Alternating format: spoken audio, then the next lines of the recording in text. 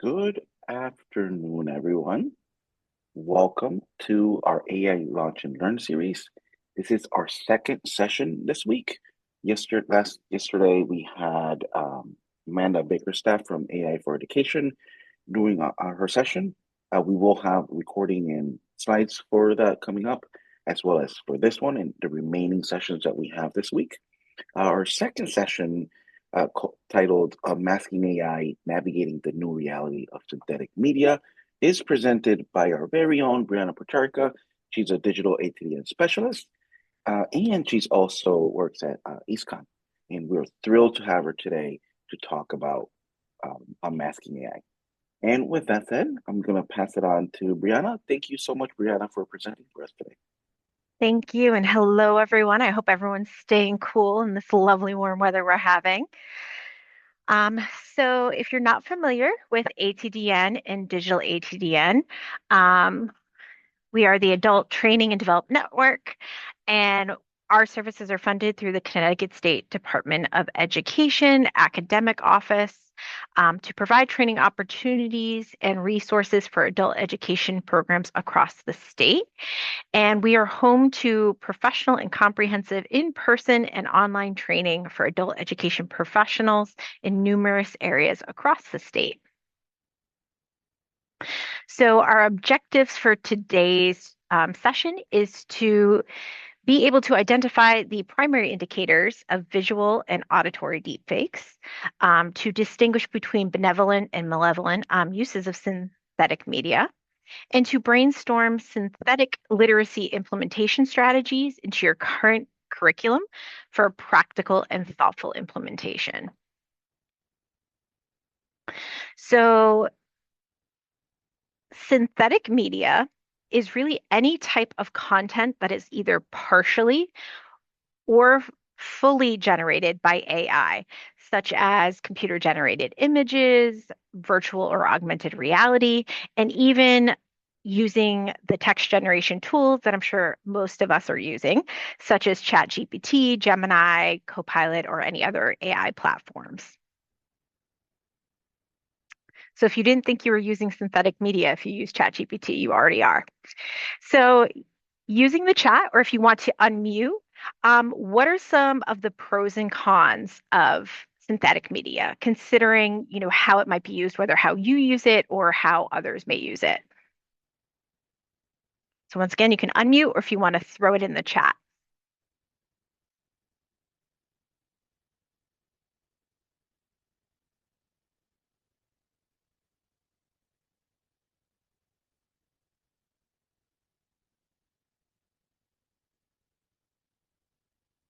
So I know I use ChatGPT for pretty much everything, from even just helping me refine my Google search.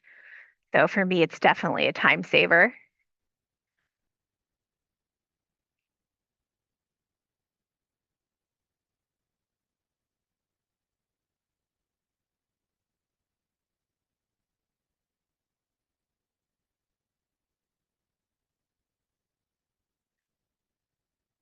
Any thoughts on synthetic media, or what might be some pros and cons of AI even in general?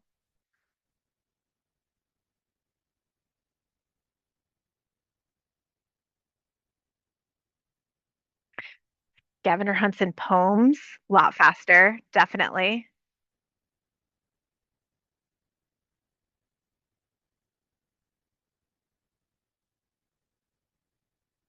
Yep, it's a huge time saver for lesson planning and instructional materials. Okay, just starting to learn about AI. Yep.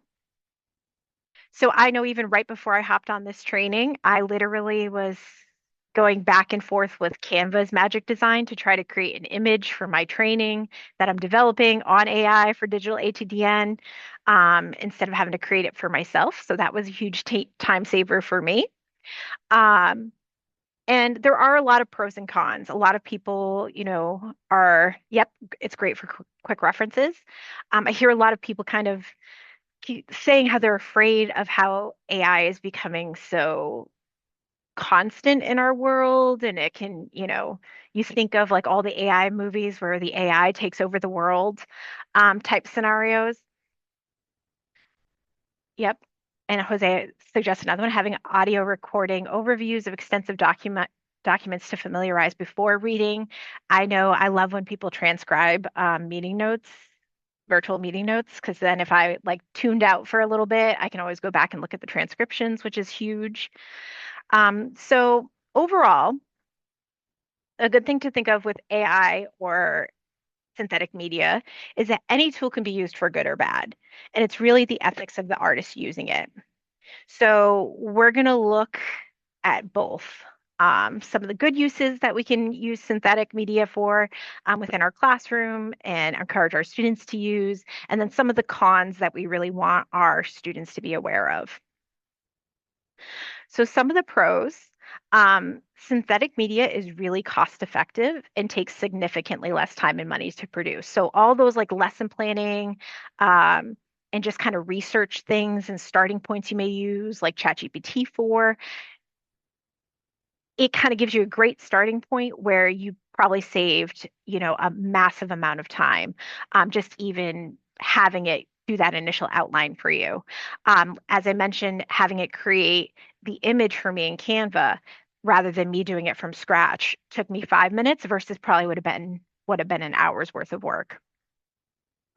It can be used to inspire and collaborate across different media types. So you can take a text and have AI create a graphic for it or a video summarizing the content. So you can easily differentiate your instruction using synthetic media.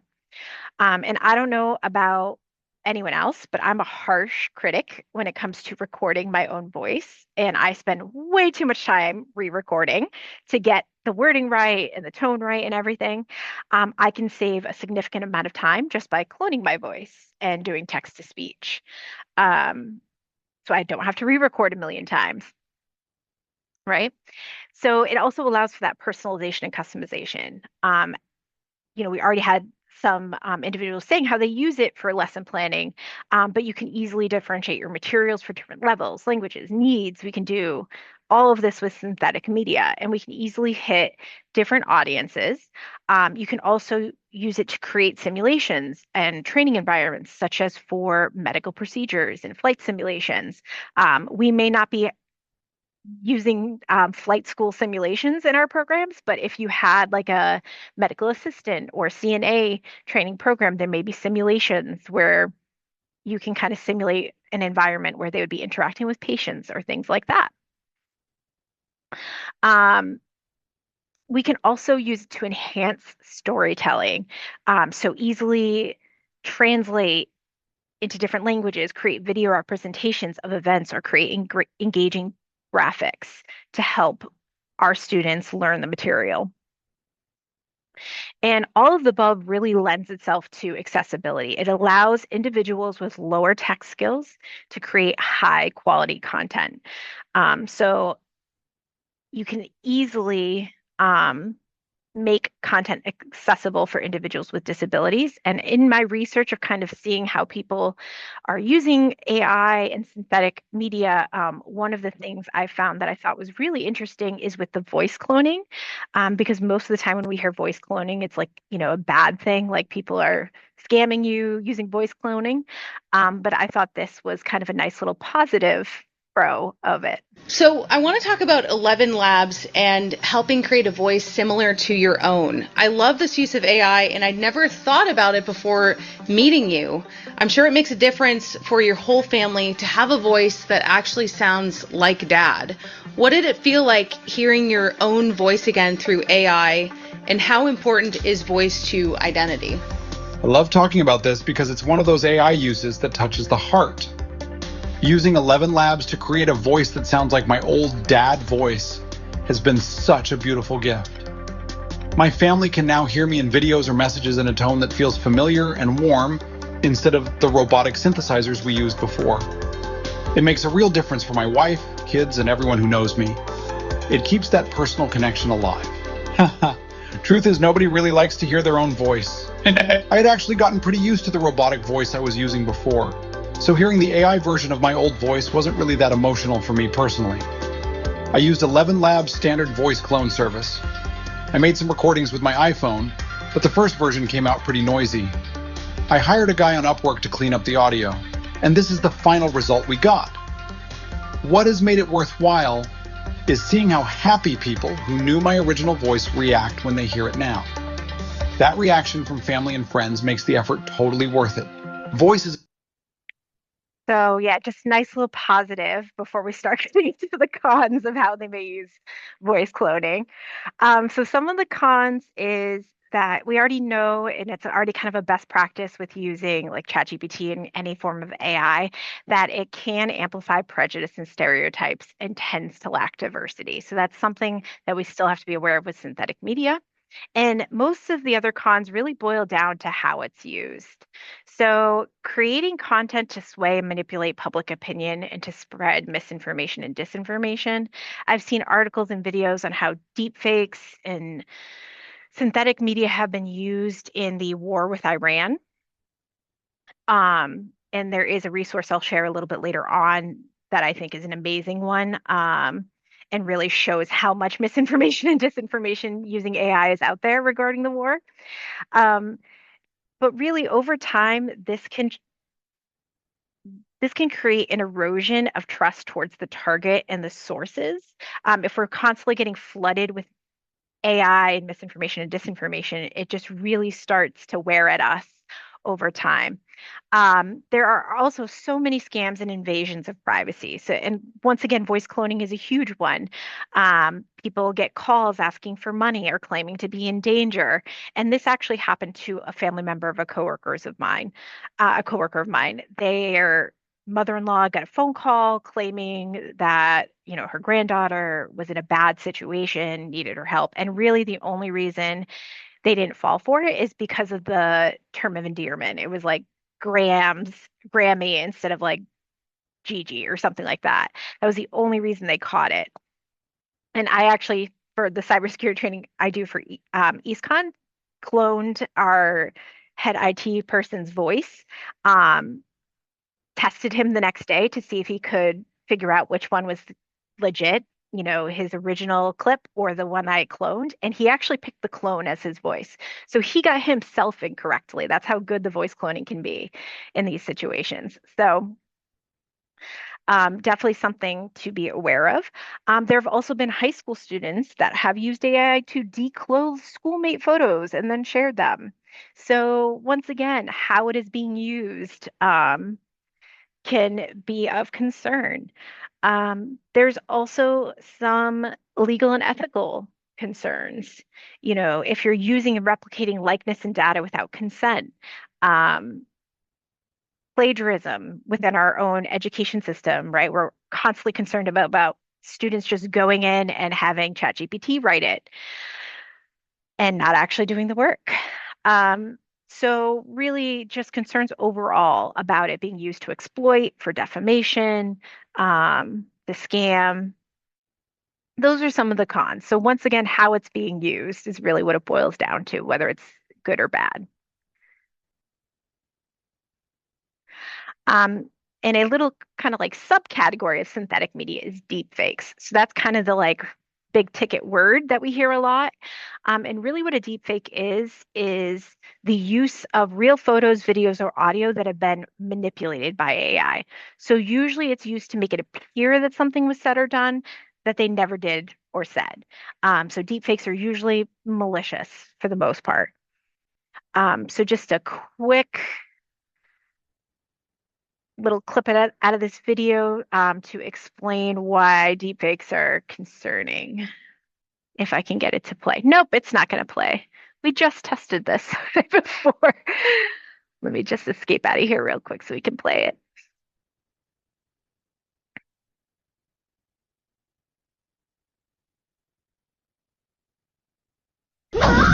Wild animal attacks, newborn babies running out of hospitals, celebrities committing crimes. All on our feeds and all AI generated. They grab your attention, push your fear, or they make you believe things that never happened.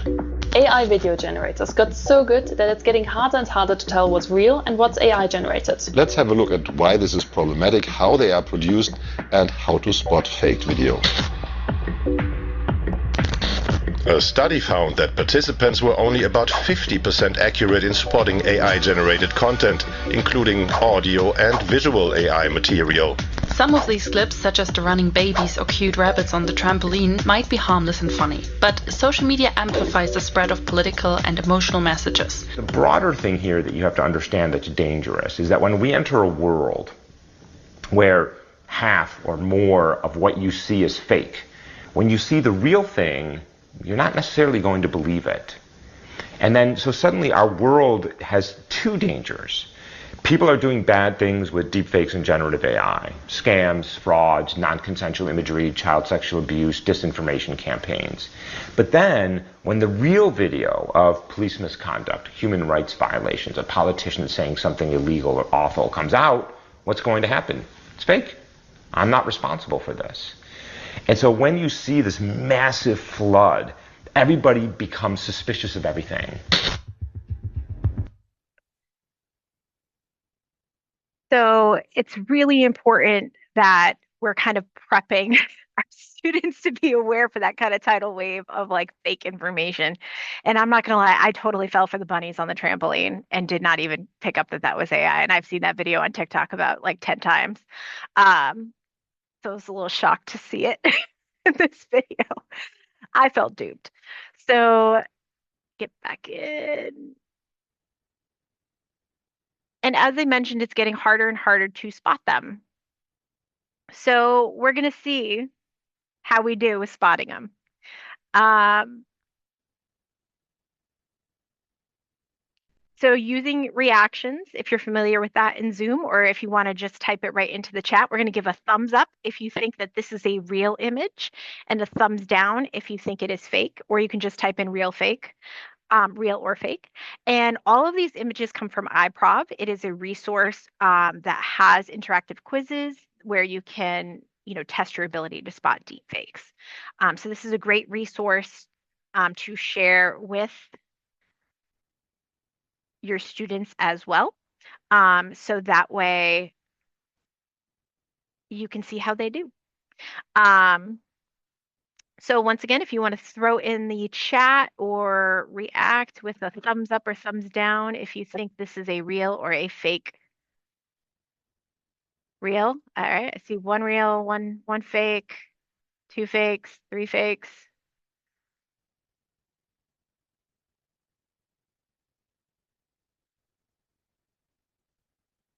All right. So we're leaning towards fake. Real. Okay, we got another real. Oh, thank you, Jose. All right. So this was actually real. I will say it looks a little too perfect. I thought it was fake too when I first was pulling the images. Oops, wrong direction. All right, what about this one? Once again, thumbs up, thumbs down, or real fake in the chat or reactions.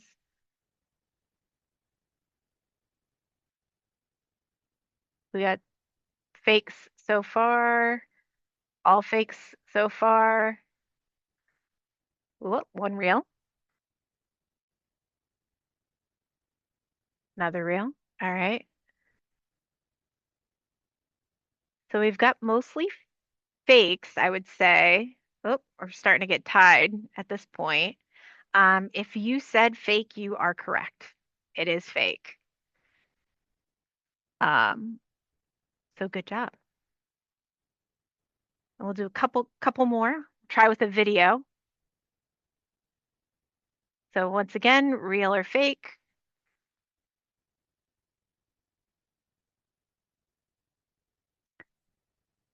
Got a fake.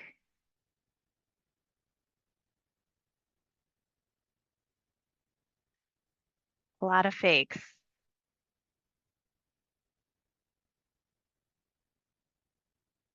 One reel so far. Oh, a couple reels.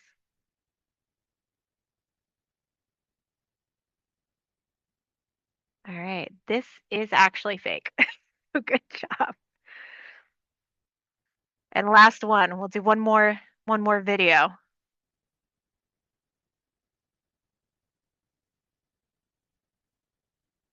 So real,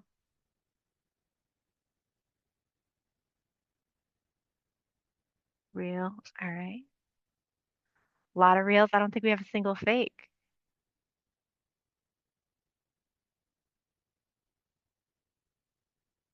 Real. Oh my gosh, you guys are awesome. You guys nailed it. I will say when I did the quiz the first time, I did not do well because I kept thinking it was tricking me and being like, oh, it's just a poor quality video, like taken with an old phone. It's not AI or whatever, but they are getting harder and harder to spot. Um, so how do we spot them? And how do we help our students spot them? So to unmask synthetic media, there's a few things to look for in general. So firstly, if it is too perfect, there's a hair out of place, there's no wrinkles, if it looks blurred or airbrushed, this type of AI filtering, or in general, if it's AI, it usually can result in some strange patches, especially around the hairline. Um, if they're older and they suddenly have zero wrinkles, um, that's kind of usually a sign. And image and video filters that we use, especially on like social media, chat, or for, produced videos, can also sometimes create this look and can make it difficult to tell. So usually we want to look at these other two um, areas as well. So secondly, you want to see if something doesn't line up. So is there a discrepancy with the movement to the audio? Should there be a sound or a movement based on an action? Does the delivery and the tone fit for what's occurring in the video, or for what they're saying? Is it very flat and monotone? Is the emphasis on the wrong words or parts? Um, you know, does it look fake? Like that kind of looks a little fake, the steam and the background moving at like a different pace. And lastly, is it awkward and robotic? Are they not blinking? Are Does it feel unnatural or motionless or awkward? And with how technology is, before it used to be really easy to spot these. And like I said, I fell for the rabbits on the trampoline. It did not seem fake to me. So some of these are becoming a lot more subtle and more difficult to spot. And this website, Can I Fish, is a great resource. It goes into a little bit more detail um, on where on other things to look for and provides additional examples that you could share with students. So how do we detect if we're not sure? One thing is that if the image or video was created with Google, you can actually ask Gemini if it was AI generated. Um, they have what's called Synth ID that is like embedded within the things that they create. So it helps them flag it as AI generated. I recommend not relying on one because if it wasn't created with Gemini, then it's not necessarily going to flag it. So you can use, ChatGPT or other things. I will say I did do it with ChatGPT, and it did kind of give me the generic, like, oh, this kind of looks like it might be. Um, Whereas Gemini's was a little bit more detailed and a little bit more accurate. You can also use AI tools to fact check. So Rand Fighting Disinformation Tool List has a curated list of tools and education materials, including AIs that check for disinformation. So if it's like a specific thing that you're seeing in the news or something like that, you can also use this resource. Um, Oops, I forgot to hit send on that one. And these are, once again, you're going to get the PowerPoint as well. And we also have a curated list of resources that will give you access to. But really, what we want is to start having our students question. really what it boils down to, is just to start thinking about if what they're seeing is real. If the bunnies on the trampoline really happened, or if that was just kind of clickbait. Okay, so we're going to do a quick little poll. I have no clue how to deploy it, Jose. So if you can assist me with this, because it's been a minute since I've done anything in Zoom with polls. Thank you. Um, but I would like to know, where do you get your news? And then, to your understanding, where do your students get their news? So you're just going to pick like your top choice essentially, or what you tend to go to and what you think your students tend to go to first for their news.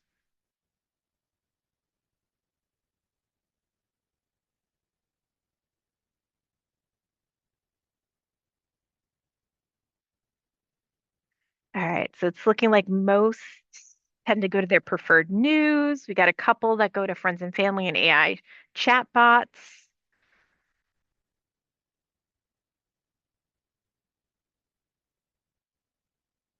Yeah, newspaper, radio. I get no service on my way to work, so I don't can't listen to the radio anymore. All right, but it seems like predominantly your preferred news organization, whether that's online or watching TV. Yep, a lot of students get news from social media. Yep, that seems to be the running one for our students. Awesome. So let's look at the actual statistics.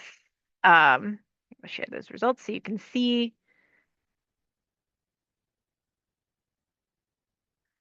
It's mostly news for ourselves and mostly social media for our students. All right. So Pew Research Center did a study on this, and most US adults do turn to their preferred news organization. And historically, that is where you would typically turn, right?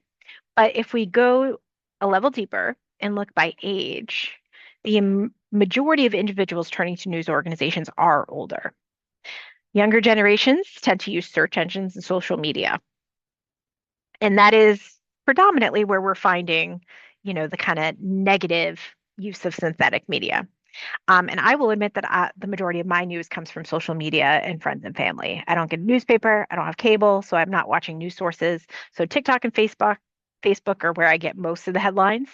And when I accidentally hover over the start menu on my work computer, I'll scan those as well real quick. But most of what I'm getting is online, like most of our students as well. So it's important that we are aware and evaluating the media that we consume, and that we are checking it for authenticity, and that we are teaching our students these skills, as well as not only for the news that they consume, but for other media that can impact their decisions, opinions, and well-being, right? We want to make sure that they are the difference between whether they're a tool of the mass media or whether the mass media is a tool for them to use.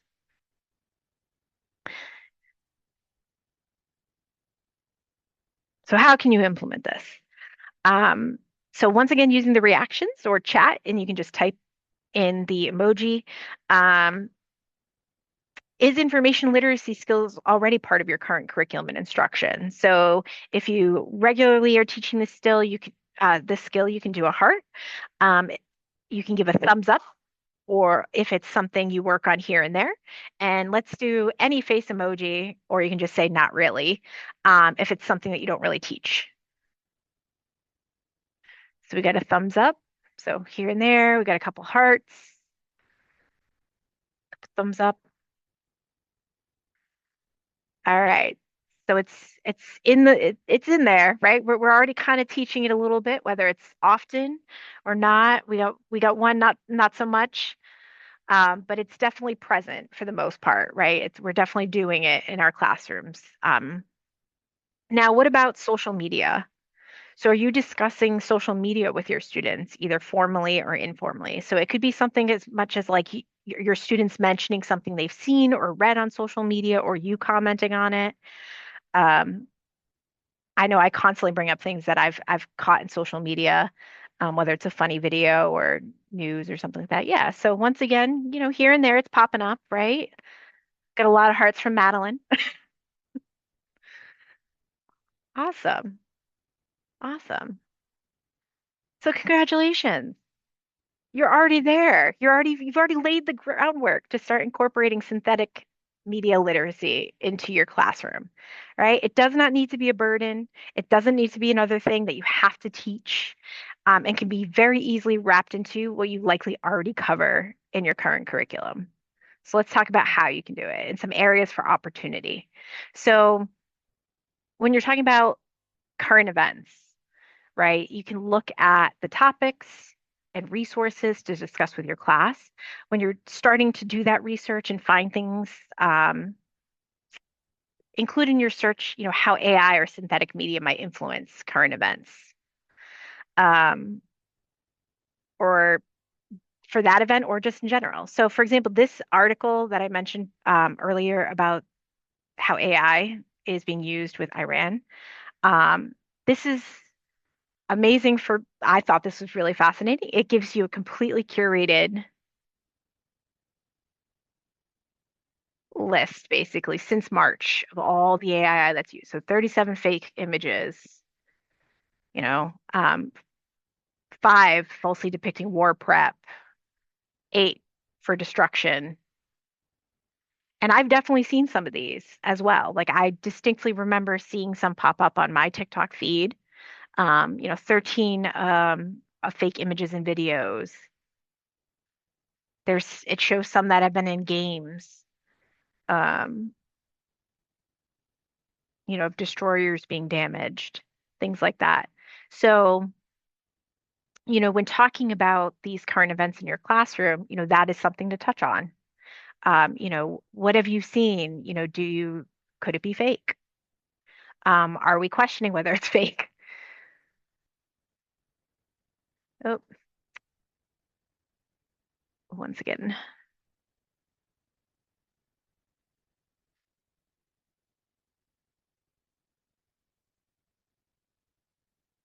Another one that I thought was interesting, and I think Taylor Swift is doing the same, is trademarking their voice, so you can't use it. Being used for misinformation with health, things like that. That may just pop up in general with just kind of those informal conversations. You can pull in kind of that synthetic media skill development. And I've linked here a couple of resources that are excellent for kind of targeting those current events that you can talk about synthetic media use being used. So Resemble AI has a curated list database of verified deepfake incidents. And then RumorGuard is actually hosted by the News Literacy Project. So it curates viral misinformation examples, and offers key news literacy lessons and insights. So it uses, I think, five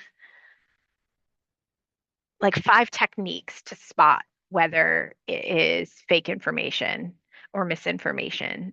So that one is an excellent tool that I actually just discovered yesterday, and threw it in there.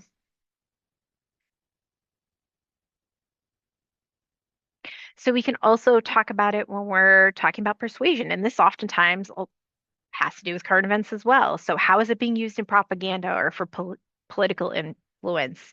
Is it being used for emotional appeals or targeted scams? Um, this video is a clip of basically explaining how AI is using celebrities to endorse products that they never said that they could use that for. Um, so what should we be aware of? And I don't know about you, but I am totally guilty of falling for the TikTok ads and shopping. So I'm always kind of double checking to make sure that it's not AI generated, checking the reviews, and all that stuff as well, just because of how common it's becoming now.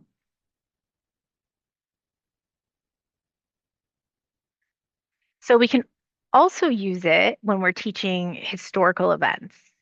So using it for the historical reenactment, storytelling to create interest. We can also look at the implications that it could have on our own history. So one of the big things is that people are trying to claim real videos or deep fakes.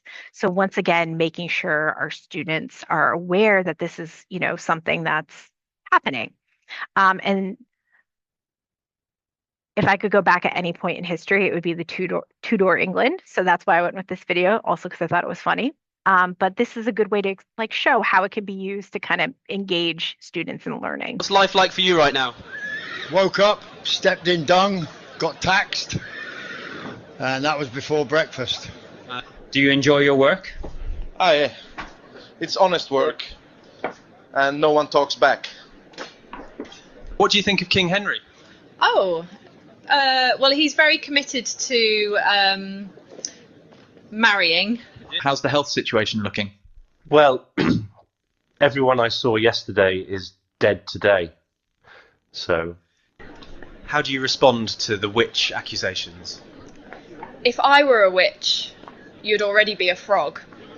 What's the biggest challenge for a noblewoman these days? 3 hours to get dressed, and still no pockets. How's business? Flour shortage, the oven is cursed, and rats. Lots of rats. What's life like for a farmer right now? Hard work, sore back, but the soil is good this year.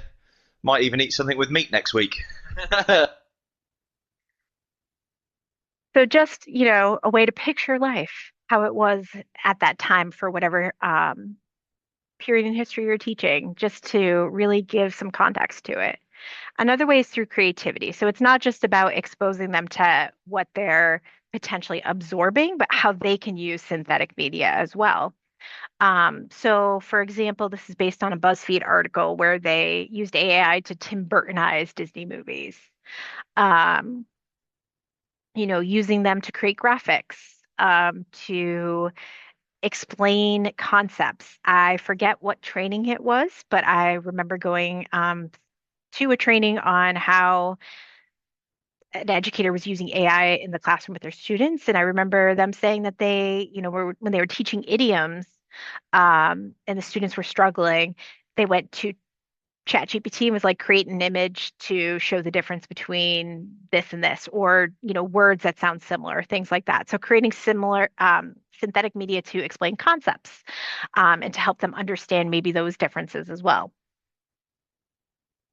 One of my favorite activities when I was teaching was to have students flip a movie trailer's mood and tone. So like, for example, how Elf can be an incredibly creepy thriller if we change the tone and darken the lighting for the clips. And you can see lots of examples of that where they've used AI to create, a different mood for a trailer.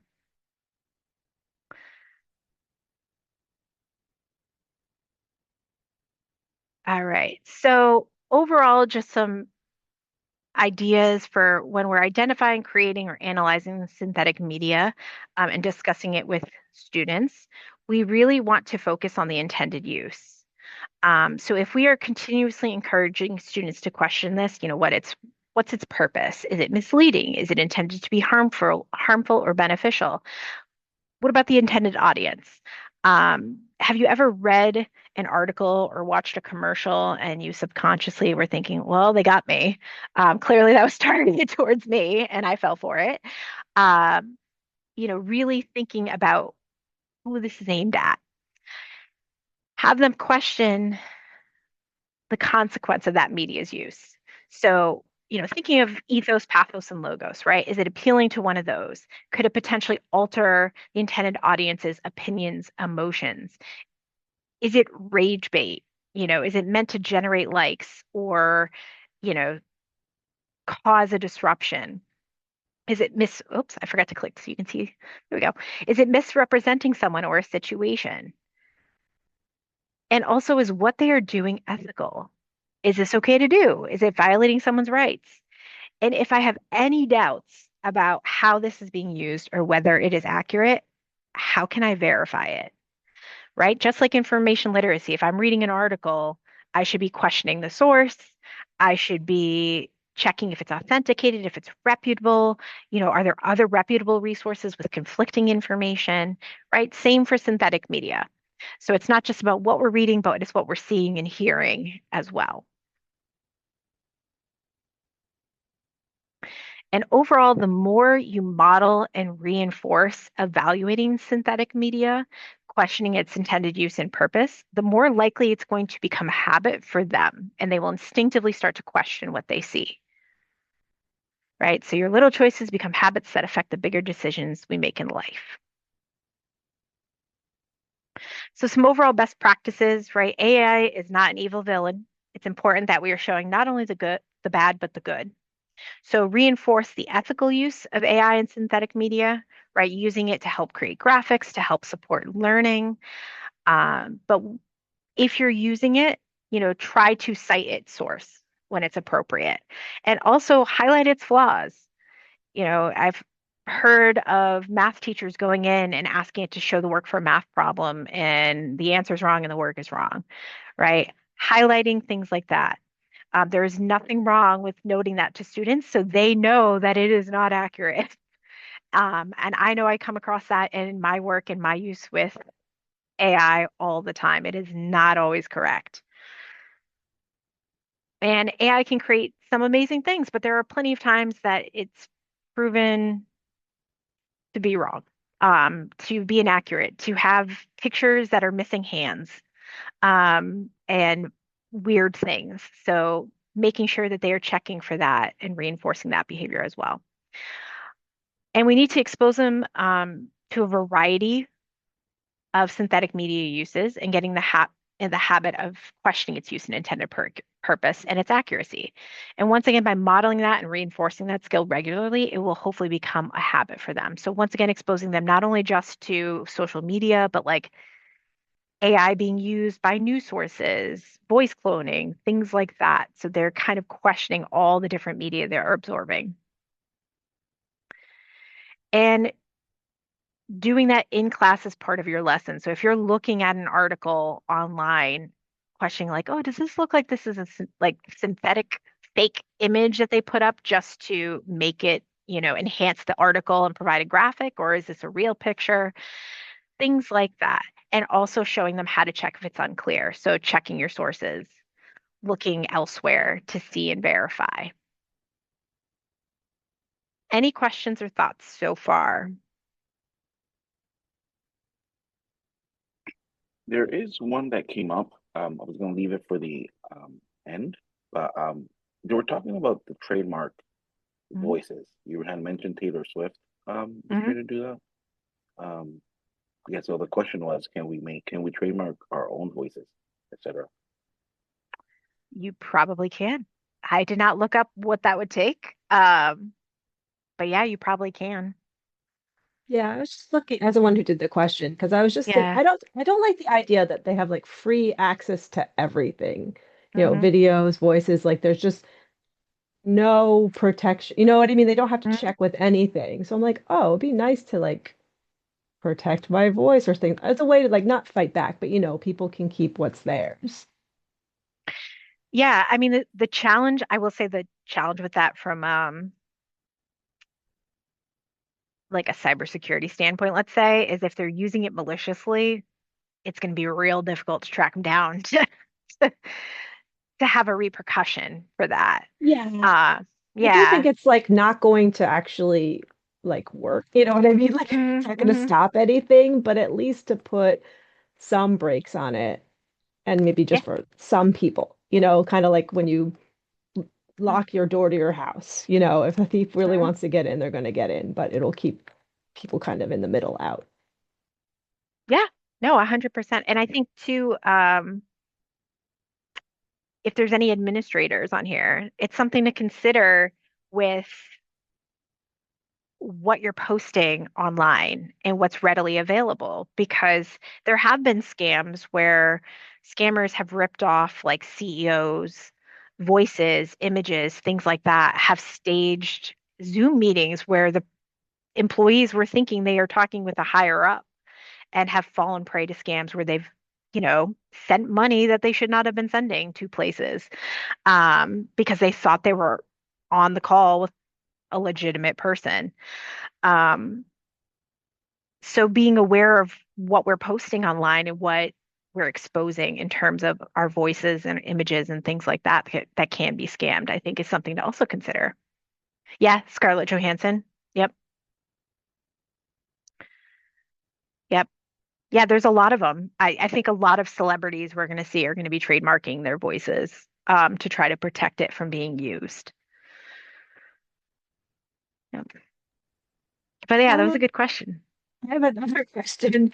Sure. Because you were talking about, the good use of social or not social AI, because I do think, for instance, if teachers resist it and don't Mhm. teach it, like then it's also just going to be bad stuff because only people are maliciously making it. So my Mhm. question actually was like, what are some easier things that we can do in class with our students to get them used to using it, or I don't know, like for instance, I've been doing one that's interesting. Like I've been just having them make an image in ChatGPT, but I kind of give to just teach about doing a prompt, but I give Mhm. the selections. Like I've kind of, Mhm. so they'll get a really unique image. Mhm. And that's been a huge hit. So, Yeah. I mean, I think it's something that and obviously, be aware of what your agency or school's policy is on AI use with students. So we'll use that as a disclaimer. But I think the more you can expose it in how, I mean, we use it in our everyday life too, right? So, I mean, I will draft a letter and have ChatGPT check it for grammar, or if I want to phrase it in a certain tone or way, I'll have it check it. So things like that. I mean, I literally used it to research the most energy efficient upgrades I can make for my home. Like things like that, in terms of asking research questions. And there's all different tools that are definitely more student friendly and can help them get started in that. And that kind of feeds us right into one of the resources. I'm actually going to skip a slide and then go back, um, which is our AI resources. This is a curated list of resources for educators. Um, it has different categories, so learning more about AI. So you can use, there's a bunch of ones on prompt engineering. So teaching your students how to prompt engineer so that they can use it not only academically, but for personal use. And not get frustrated with the conversation and just give up. Also, there's tools for administrative support, for educator use, for student use, including everything I shared for resources in today's. And there are lesson plans in there on how you can integrate AI with your students and have them interact and use it. Um, there's a lot of AI tutors as well that are in that curated list. So if they're having trouble with the concept, encouraging them to go in and interact with the AI to help them better explain it, right? I had to observe a math is not my strong suit at all. And I watched this poor teacher explain 6 different methods for understanding like how to add I think it was add fractions, like how you had the grid, and then there was just like the old school way, and then she had like another way, and then another way, and like you could tell with each explanation, the student that got it with the first method was now confused watching the second, and so on, and it just ended up in everybody being confused.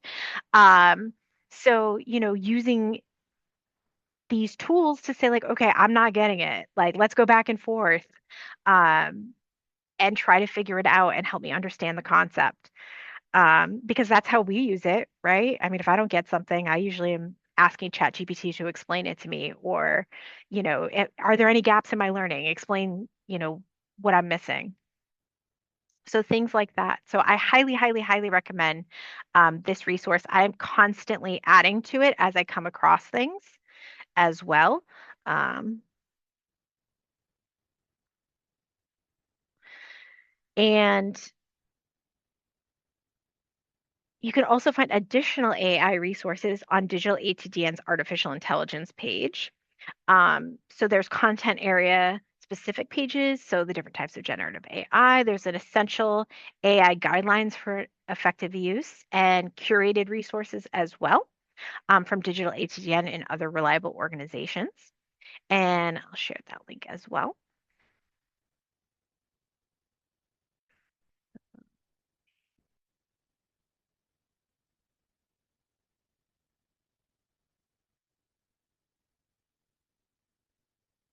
And I think, it's funny, one of the tech casts I did for digital aid today, and I was talking with an old coworker of mine, and she had said, um, she was, when she started teaching, the internet came out. And she was like, I distinctly remember being like, this is just a fad. This is never going to go anywhere. Like, what is this? And look where we are. It has not gone away. And I think that's something to reinforce to educators is it's not going away.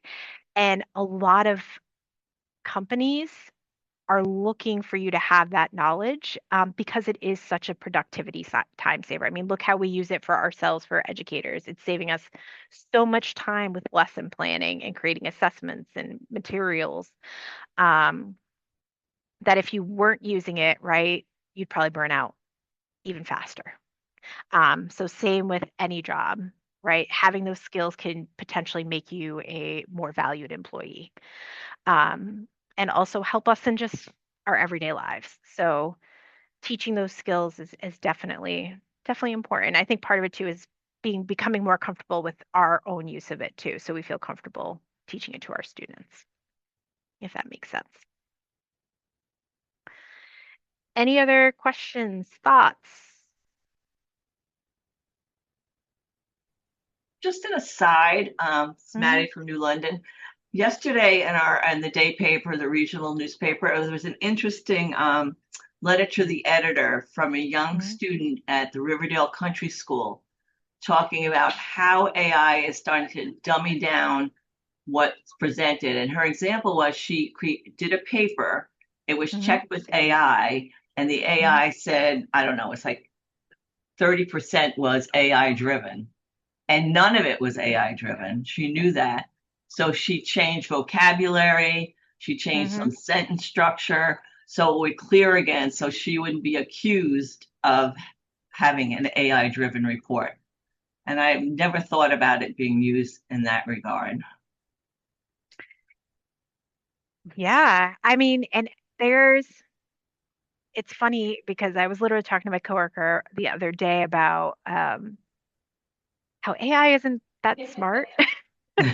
Um, and how, there was an incident where it literally, they were using like facial recognition with AI and it like flagged somebody as having potentially committed a crime that they did not commit. Um, and how to an extent we're becoming a little too reliant in some Yeah. ways. And it's not correct all the time. So it really should be a tool to support. It should not be the end all be all by any means. And there are some AI resources out there that I would encourage teachers to use, where you can literally track what's being written in Google Docs. So you can see if they're just going into ChatGPT and then copying and pasting the paper.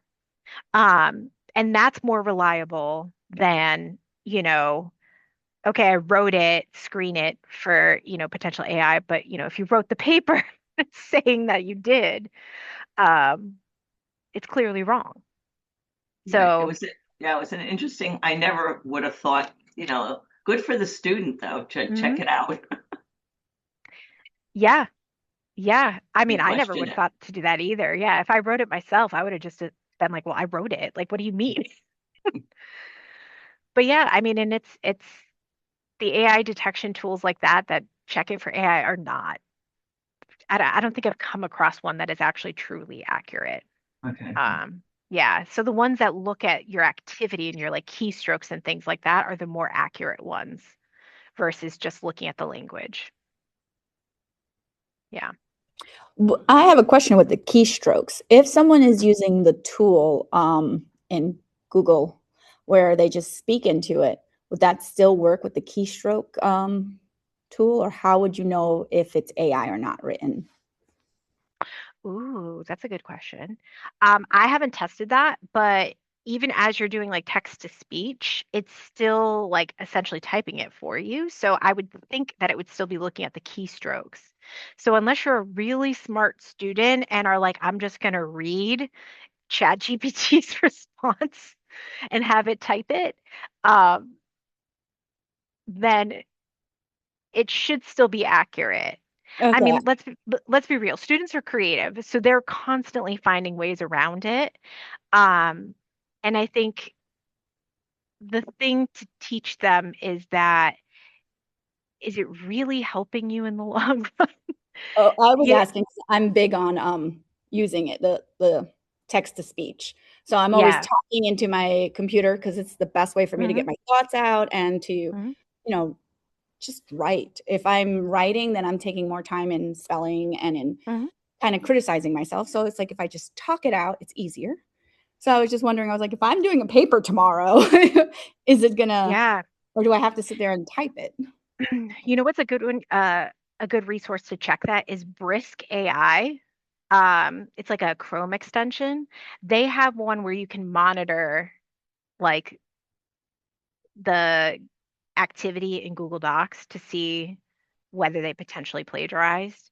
Um, and you could test it in that to see, like create a document or a lesson or whatever, and then go in and like do whatever and just see if it actually like picks up on you using text to speech as potential plagiarism and if it recognizes the keystrokes.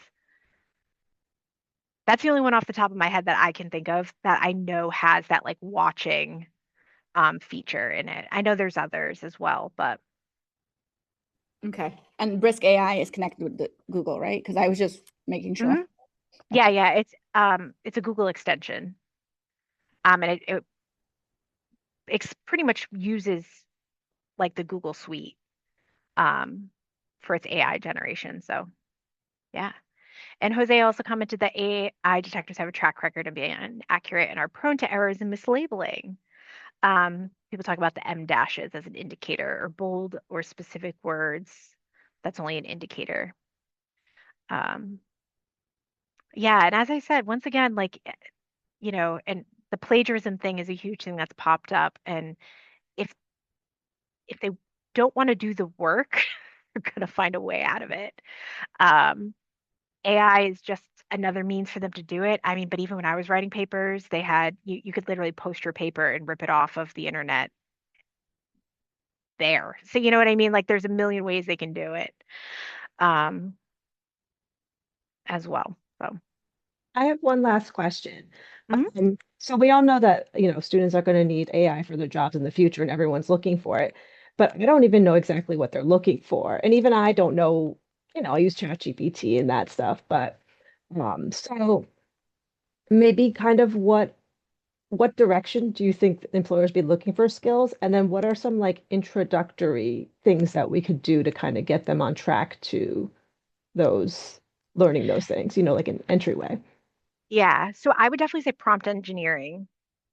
So how to write the prompt is probably step one. Um, because more than likely they're going to use some form of like generative AI or like a chatbot in their work. And thinking about how they can use it in life in general or for their work. So if you are like, what are your strengths and weaknesses type thing? How can you use it to help get you a job? Like, how can you use it to improve your resume? I know in my job, I work in IT. I don't have an IT background. Um, I've used it to improve my skills to help with coding and writing queries. And I know Mary Kate, because I constantly compliment her, has used it to write HTML source code to make the trainings that she produces very, very pretty and engaging. And she does a wonderful job at it. So things like that, like how can you use it to enhance your job um, and build on those skills? And I think if we're using it in class and like using it to show how we can improve our learning in class, or if they have a simple question and instead of just going to Google, going to a chatbot and doing that back and forth to help refine the search and get the information we're looking for from the right sources and things like that, they'll start kind of applying it to everyday life. I mean, think about it. Like before Google came along or Ask Jeeves or the other ones, right? We were going to the encyclopedia or the dictionary, and now we started using Google search. And now we can use these AI bots to, refine our search even further and get stronger responses with more detail. So I think just encouraging that is like a good starting point. Okay, yeah, thank you. I think that was helpful, especially the prompt engineering. Yeah. Yeah, and there's a lot of resources in that AI educator curated list that have different, courses or lessons or self-paced resources and videos and things like that on how to strengthen your prompt engineering skills. And the more you practice, the easier it gets. Most of the time, I can get the answer in one or two back and forth versus when I first started, it was like a, probably 10-minute conversation before I got where I needed to go. Any other questions? We're a minute over, so I don't want to take up anyone else's time if unless we have more questions to go. Um, Once again, we're here to help you if you want more support, um, questions, or resources on how to implement technology. We have our tech implementation and support Calendly. You can also go to our website as well. And then we also provide instructional coaching. And the links for that are there and the emails. Thank you so much, Brianna, for this presentation. Thank you everyone for participating. I included the link to the last two AI Lunch and Learn sessions. Tomorrow we have Matt Mervis from Med Advance. And then on Thursday, we have Rachel Riggs from Mold Education. Links are there if you'd like to register. And thank you so much for joining us. I hope you enjoyed your lunch, both real food and the learning that you got today. Have a good day. Have a good one.